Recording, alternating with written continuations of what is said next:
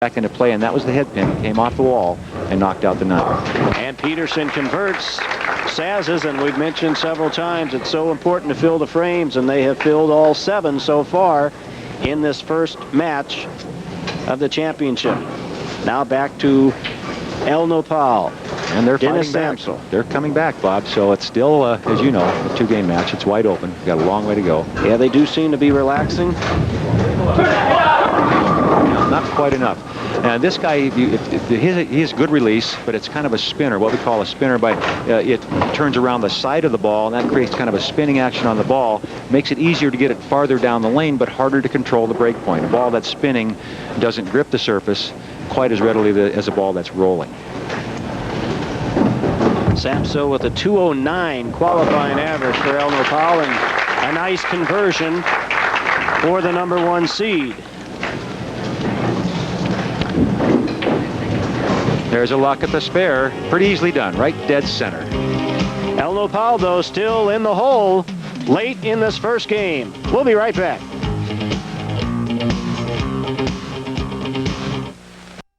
Frame for Saz's barbecue sauce, Niles Konicek. And his best ball by far, Earl, was his last ball. Well, he made a little move. He moved more out to the outside of the lane, nearer the channel. He's playing right between the second and third arrow.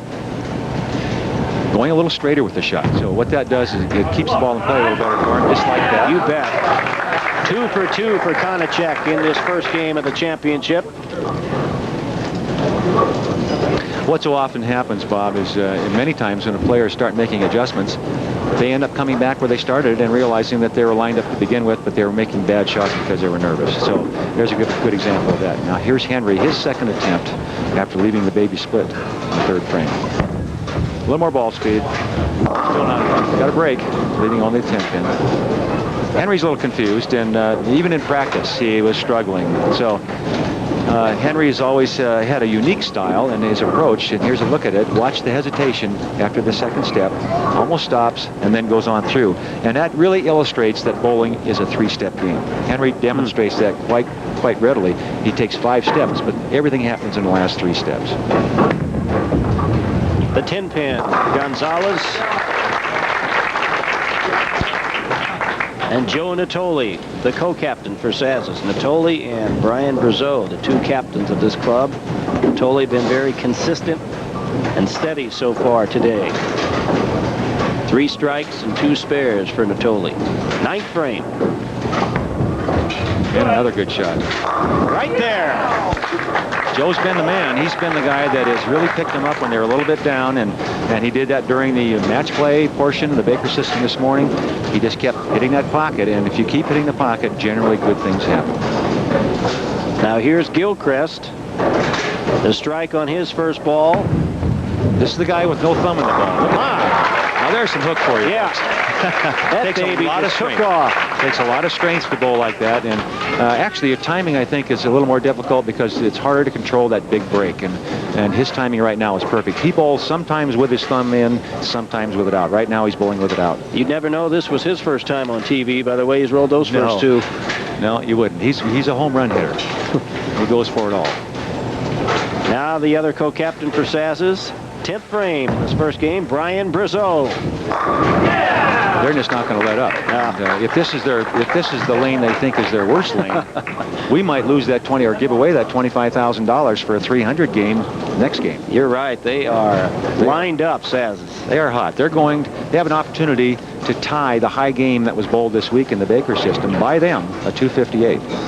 And they bowled that late today, late in the Baker round, which put them into first place. They fell from there at the end, but late in the game, late in the qualifying today, they came up with that huge game. Brazeau looking for 2 in a row.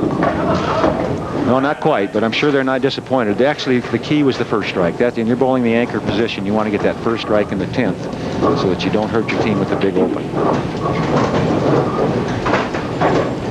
Brazeau, 36 years old, lives in Milwaukee. And he'll convert this.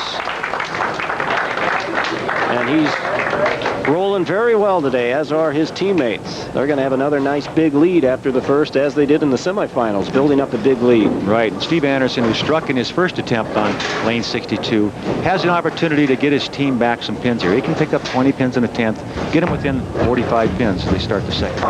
There it is. Anderson 2 for 2. Exactly what they need. He needs to get out there and throw another strike to get his team up again psychologically. Here's a look at that shot. A little high in the head pin. Watch the last pin to go is the 8 pin.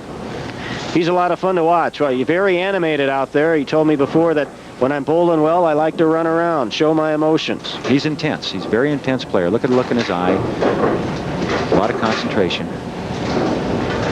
Very strong, physical type player. How about 3 for 3 for Steve Anderson? Well, he got the 2 big ones. He got the 2 that got his team back within 40 some odd pins. We don't know exactly until the count ball is rolled, but with a strike here, I believe 45 pin difference after the first game, and we've talked about it before, Bob. Say it again. Anything can happen. That's right, and usually does. In the Baker system. And it's got to be a shot in the arm because they were down very big, and now they're going to be still down, but probably feeling they're right back in it the way they're throwing the ball now. Anderson. Well, if it had to happen, that's the time to do it.